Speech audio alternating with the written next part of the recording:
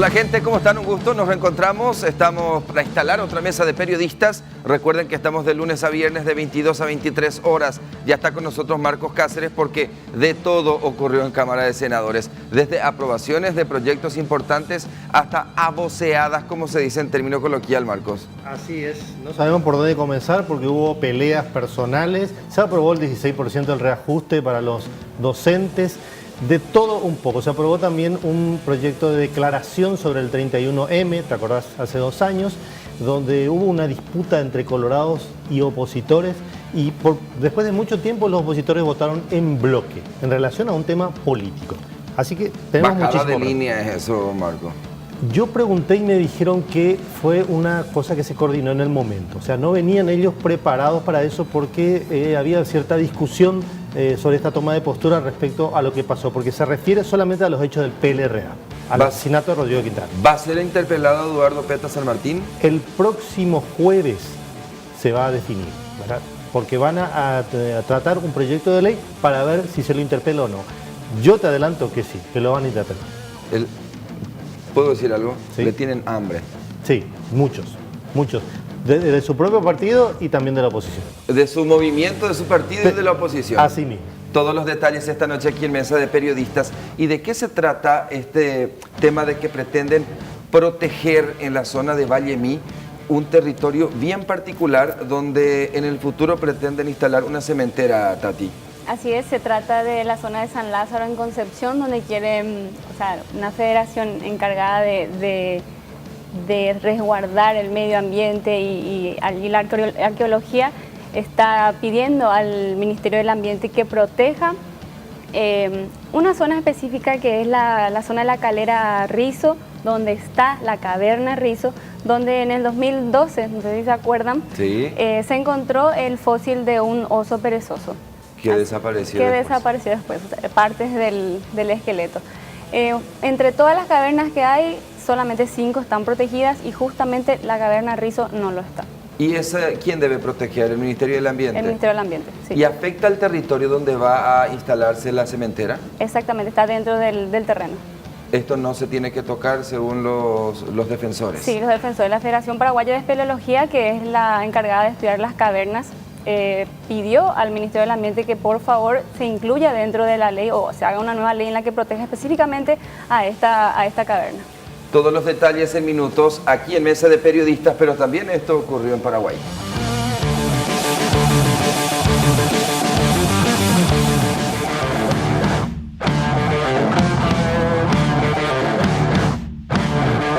Vecinos de Asunción solicitaron la intervención de la administración de la comuna capitalina. El pedido se realizó durante una audiencia pública desarrollada en el Congreso Nacional. Entre las denuncias mencionaron la construcción de la bicicenda sobre Iturbe, que fue realizada por una empresa que confecciona ropas, y la falta de respuestas ante la exigencia del plan regulador. Además, incluyeron el cercenamiento del jardín botánico y el presunto negociado de las casillas construidas sobre Quintá. Tras las amenazas y el asalto del que fue víctima la hija del fiscal René Fernández, el Ministerio Público expresó su apoyo a la gente. Desde la Fiscalía prometieron brindar recursos necesarios para la seguridad del fiscal y la de su familia. La hija del fiscal Fernández fue víctima de un asalto a mano armada tan solo un día después de que se dieran a conocer amenazas contra la gente que investiga importantes casos de corrupción. Fiscales de Brasil del caso Lava Jato siguen los pasos de los 100 millones de dólares que Darío Messer usó en Paraguay dentro de su estructura de lavado de dinero. Dijeron que el expresidente Horacio Cartes no está siendo investigado directamente. Los fiscales de Brasil José Augusto Vagos y Rodrigo Timoteo llegaron al país para intercambiar información con sus pares paraguayos René Fernández y Liliana Alcaraz. Afirmaron que Messer es el líder de una organización criminal y detallaron que se investigan sus movimientos financieros desde 2015.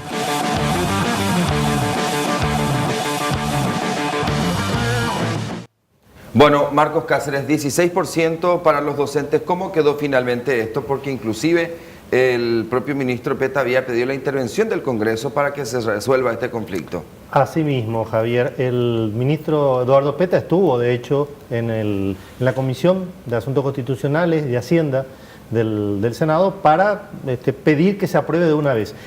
El partido, o sea, la bancada de Patria Querida hoy propuso una modificación, porque acá la discusión en realidad es que se les va a dar ese 16% derogando el artículo 246 de la Ley de Presupuestos, que establecía una condición, que era la evaluación de los docentes previo a este reajuste. Y se saca eso. Lo que propuso Patria Querida, la bancada de Patria Querida hoy, fue que se siguiera con la evaluación y se extendiera el plazo hasta el fin del ejercicio, hasta diciembre, que se siguiera evaluando al mismo tiempo de darle el aumento. Pero esto implicaba que tenía que volver a la Cámara de Diputados. Entonces, la mayoría optó por no establecer ninguna evaluación finalmente.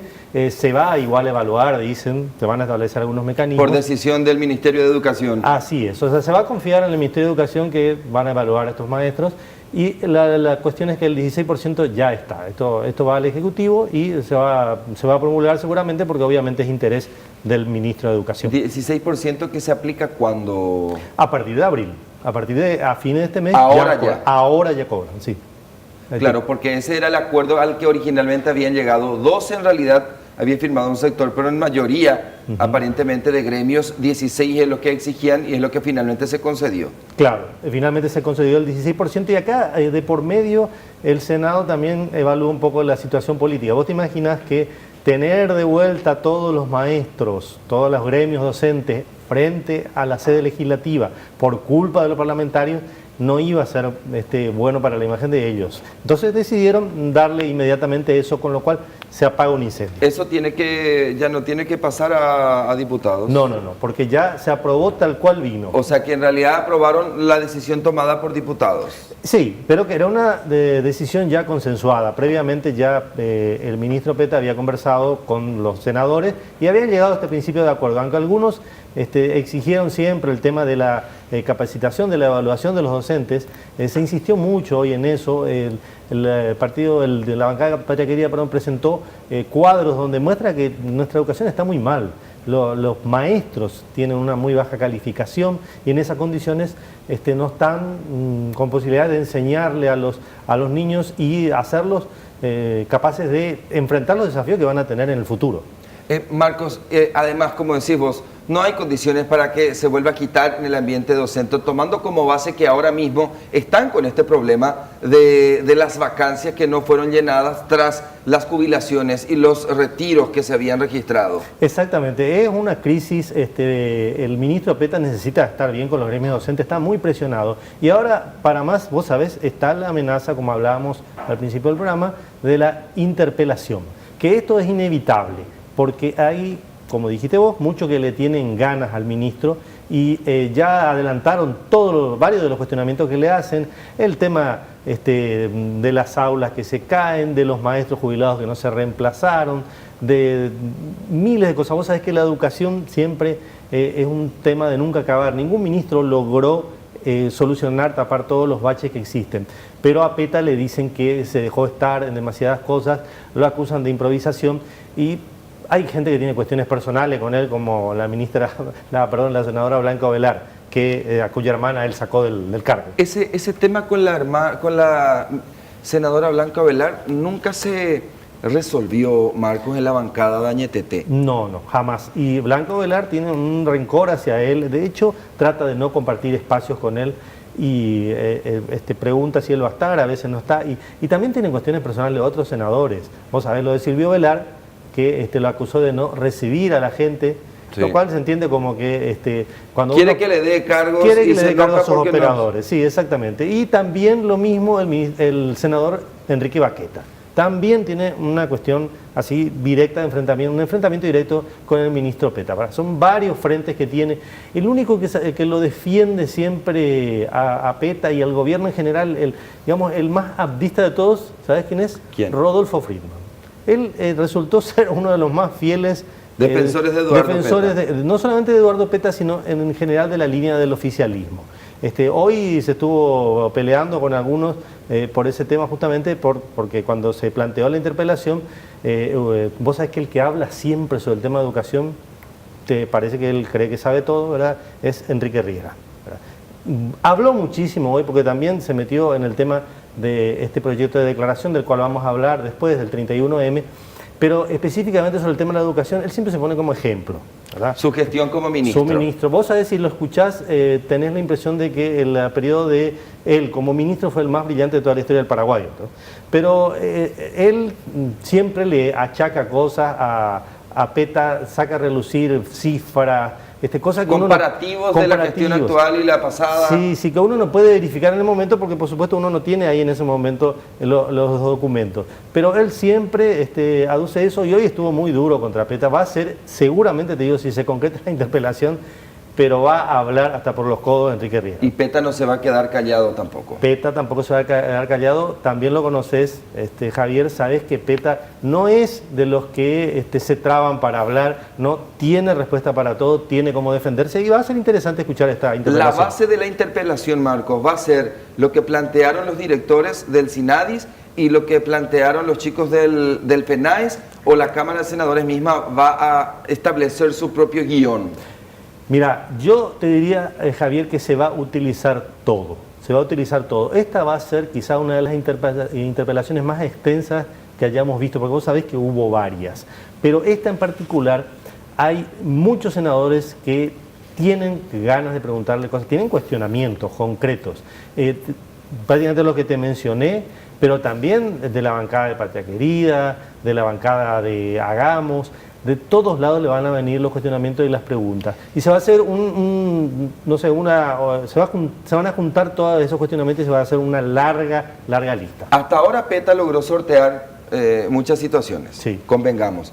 Pero de la que no se puede zafar ahora es el tema de los más de 2.000 docentes u horas cátedras que necesitan ser llenadas en los colegios. Sí, esto que está provocando, Javier, que se suspendan clases, es muy grave. Hay muchísimos chicos, hablando de una cifra de, no sé, no recuerdo. 40.000 chicos que no tienen clases porque no tienen docentes. Es una cuestión muy grave. Ahora, PETA evidentemente tiene algo también a favor, el respaldo del presidente Mariano Benítez.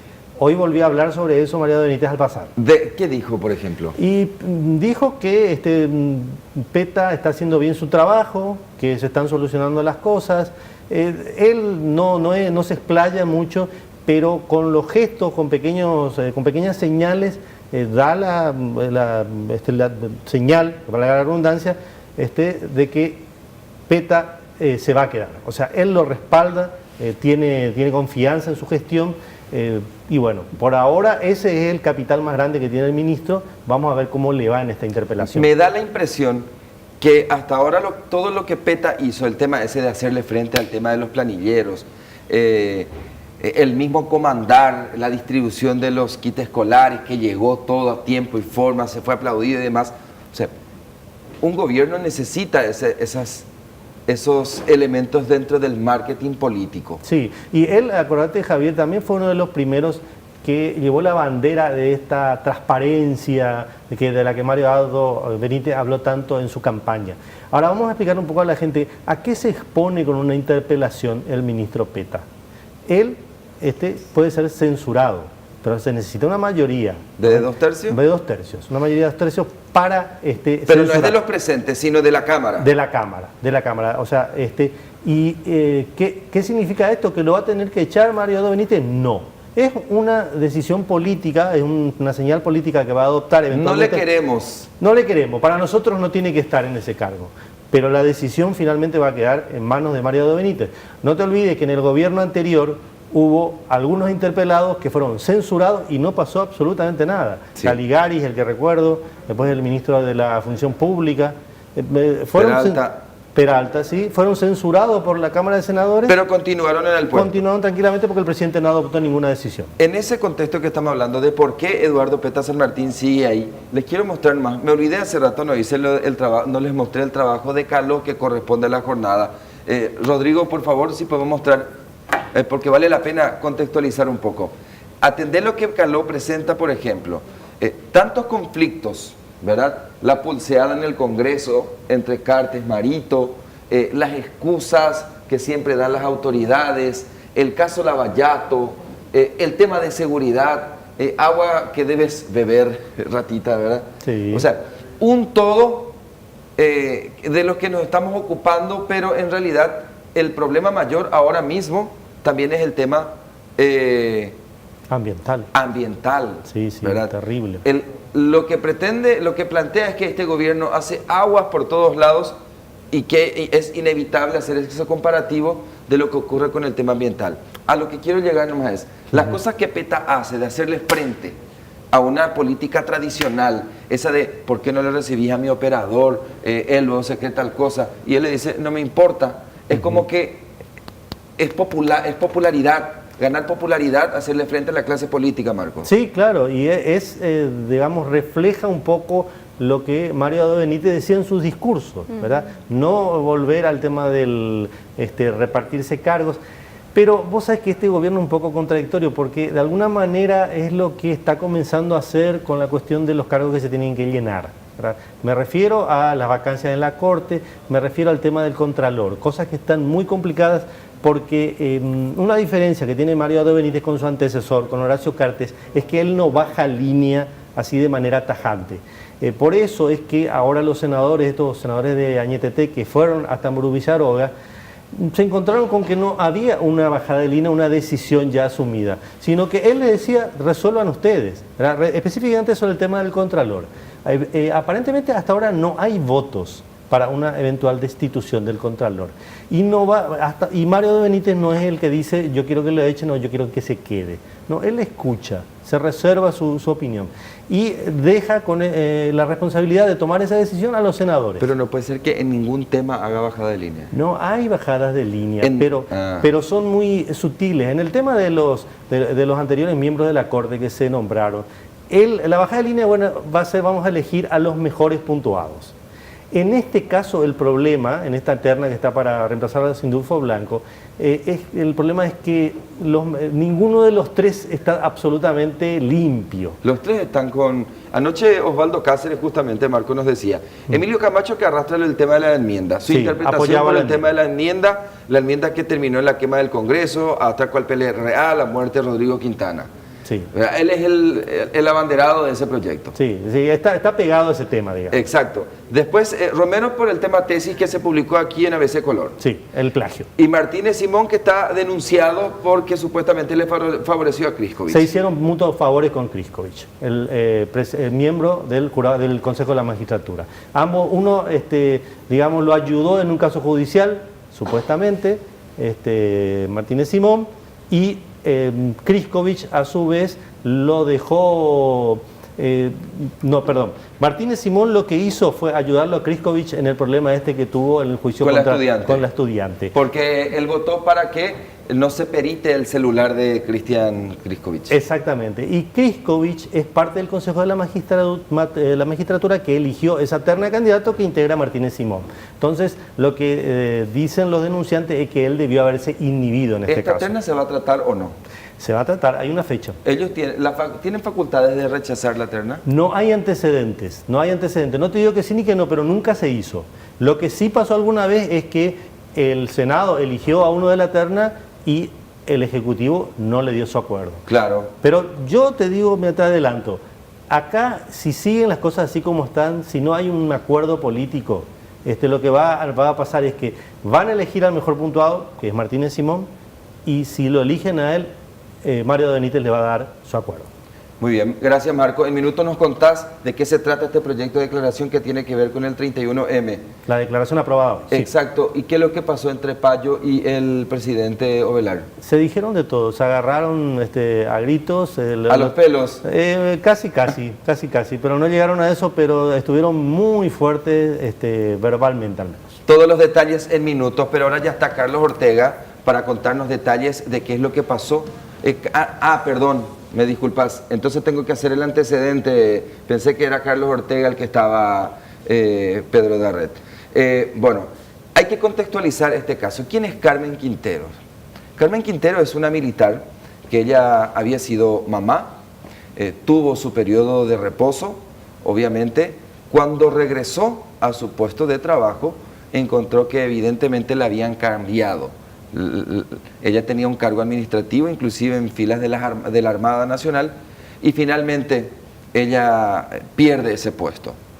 Por si fuera poco también, le indican que tiene que continuar con tal y cual régimen de servicio y de guardias. Pero entre todo eso, como regresaba de su permiso de maternidad, tenía una criatura que tenía que mamar, obviamente, ella plantea que de una guardia de 24 horas, de determinada guardia, le puedan liberar.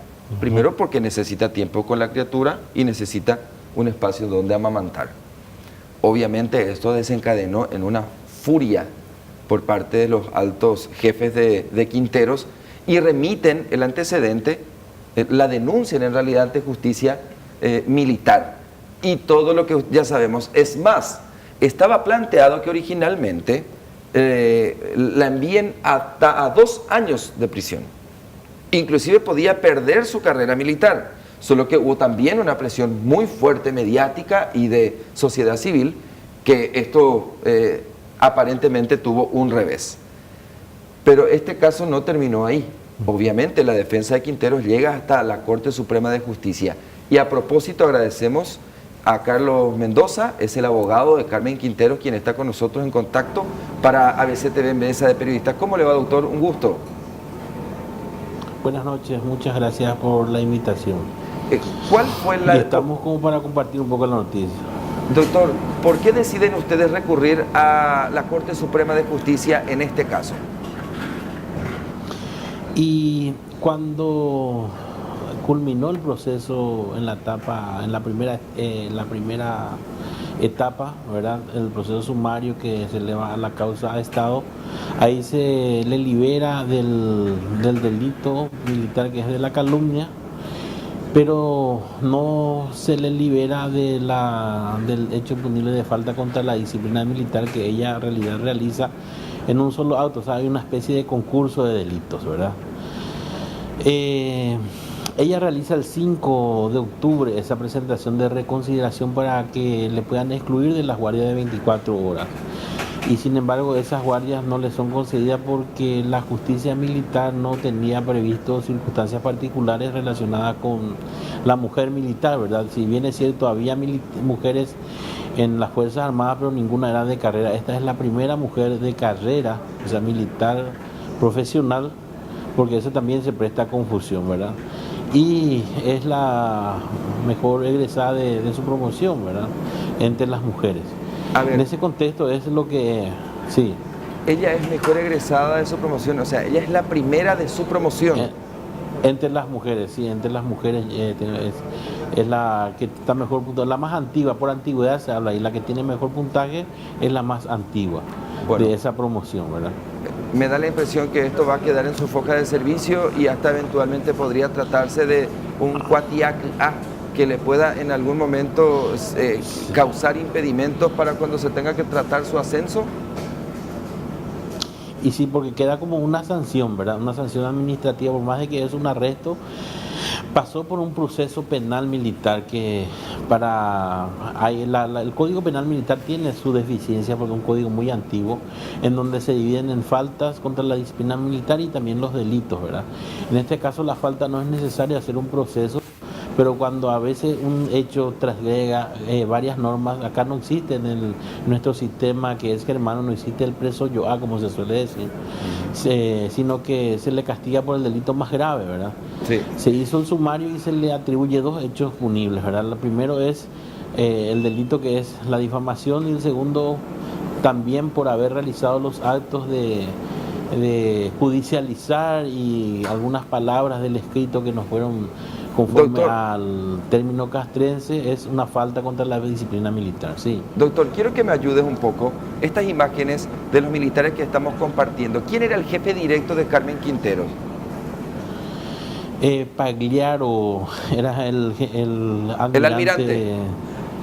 Si usted gira un poquito el televisor que está arriba, doctor, acá le voy a mostrar esta fotografía. Esta es la militar, justamente Carmen Quinteros. En la siguiente fotografía, esta es una sala de lactancia que después de todo este escándalo finalmente montaron ahí. Este es el dictamen. No tengo a la vista un televisor, no tengo a la vista, no sé si... Bueno, de igual modo. ¿Quién es el capitán Walter?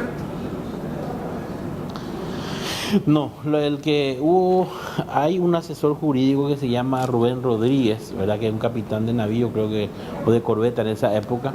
Él es el asesor jurídico que tiene la interpretación diferente a lo que nosotros interpretamos, ¿verdad? Porque en primer lugar había un error en esa ley, porque la ley de lactancia es solamente para los trabajadores privados y para los funcionarios públicos, y no están incluidos los personales militares. Ahí fue el primer conflicto que hubo en la interpretación del asesor jurídico de la Armada, porque la ley no era para los funcionarios militares, decía, pero es lógico porque en la ley de 1890 no existían militares de carreras mujeres, ¿verdad? De 1890 es esta ley vigente.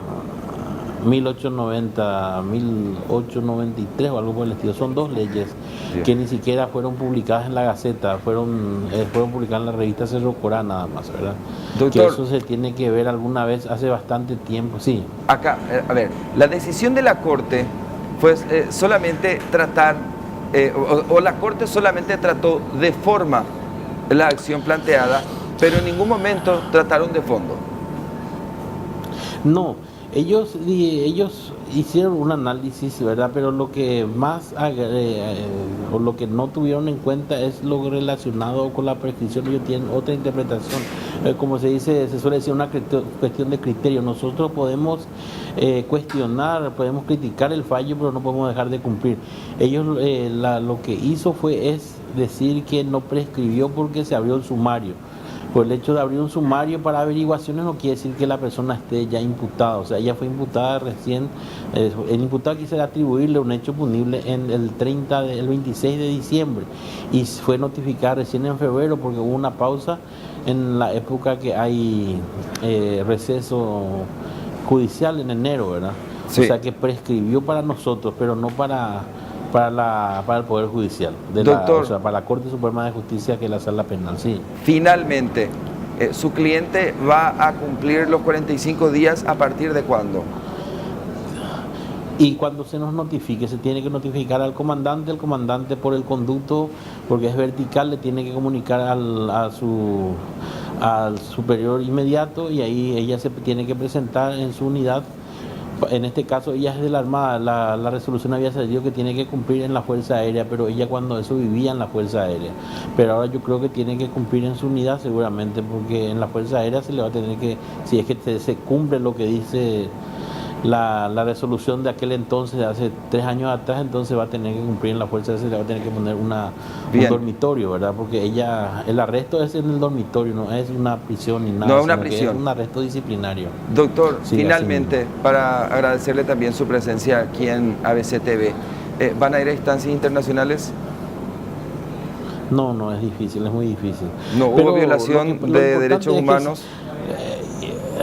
De derechos del niño más bien, pero por ejemplo, si eso ocurría en este momento, hay una ley ahora de protección integral contra la mujer, ¿verdad? Una violencia de género, violencia laboral, todo esto cometieron estos señores, especialmente este asesor jurídico. Si hoy se realizaba este hecho, podíamos incrusarle su conducta en la ley 5777, que es violencia contra la mujer, pero en esa época ya fue sancionado, pero no estaba vigente, entró vigente el año pasado. Doctor, ¿cuánto tiempo tiene el bebé ahora y cómo está él en este momento? Creo que en unos 15 días, una semana, estará cumpliendo 3 años. Uh-huh. ¿Y está bien, se encuentra bien de salud? Sí, está súper bien de salud, muy bien, saludable se encuentra. Bien, doctor, un gusto, que tenga buena noche, gracias por contarnos detalles sobre este caso. Muchísimas gracias a ustedes por el interés. Hasta luego, hasta luego. Así Carmen Quinteros lleva ahora un cuatiac en su expediente, pero acá hay una cuestión, es cierto, una decisión judicial no se discute, se acata. Es lo que va a ocurrir en este caso con esta mujer cuyo hijo ya tiene 3 años. Pero no nos tenemos que olvidar de algo acá, Marcos y Tati. Hay que identificar a estos altos mandos militares, quienes inhumanamente le privaron a un niño, a un bebé, de ese espacio con su mamá. Por ahí tenemos que partir. No si la sanción que le aplicaron ya era antes o después, que se encarguen de eso la justicia, y si hay errores en el procedimiento, fantástico, pero acá hay que identificar a quienes enviaron el expediente a la justicia militar, un expediente en el que una mamá por nota le pidió a su jefe: ¿será que me podés liberar de esta guardia de 24 horas? Porque quiero estar con mi hijo y porque no hay condiciones en esa guardia para que yo le dé de mamar. Y por si fuera poco, ¿sabes de qué le culparon a esta mujer? Ella se quiere aprovechar más, porque lo que pasa es que antes que ella vaya a tener su bebé, estaba ocupando un cargo en el que ganaba mejor, y eso nomás está enojada porque está reclamando eso. Pero con justa razón. Justo por eso. Imagínense, ella sale con permiso de maternidad y cuando regresa ya no encuentra su puesto, el cargo que se había ganado ella misma. Además, teniendo en cuenta los antecedentes de ella como profesional, como estudiante, no se le... Número 1 en la remesa. Sí. ¿Sabes qué, Javier? Esto no quiero suponer, ¿verdad? Pero muchas veces se habla de estar a favor de la familia, estar a favor de la vida, pero cuando concretamente hay que respetar los derechos de una mujer y de su hijo, ¿verdad? No se los cumplen. En absoluto. Acá tenemos que decir, ¿dónde está el derecho del niño, el derecho superior del que tanto se habla del niño? Y también impulsar nuevas leyes, ya que surgió este problema, ¿por qué no empiezan a ver? En 1890 no estaban las mujeres en filas militares. No. ¿Verdad? Pero es cierto, probablemente no haya sido adecuada la normativa, pero normativas sobre los derechos del niño sí existen. Sí, ya hace bastante. Entonces hay que identificar a estos escraches que enviaron el expediente a la justicia militar, y esta mujer termina por reclamar sus derechos con un cuatiac en su foja de servicio, que en algún momento estoy seguro le va a afectar cuando traten de ascenso. Pero es mujer, es de carrera, es oficial, número 1 es la mejor de su remesa. Obviamente con esto le podrían trancar cualquier ascenso a altos mandos militares. Cuando regresemos, nos ocupamos del caso de la cementera que se pretende instalar en la zona norte del país, en Valle Mí. ¿Por qué se pretende proteger, Tati? Justamente porque en la caverna Rizo, en el 2012, se encontró fósiles de un perezoso gigante, y también se habla de que pueden hallarse más restos, así que necesitamos una ley que la proteja. Todos los detalles en minutos.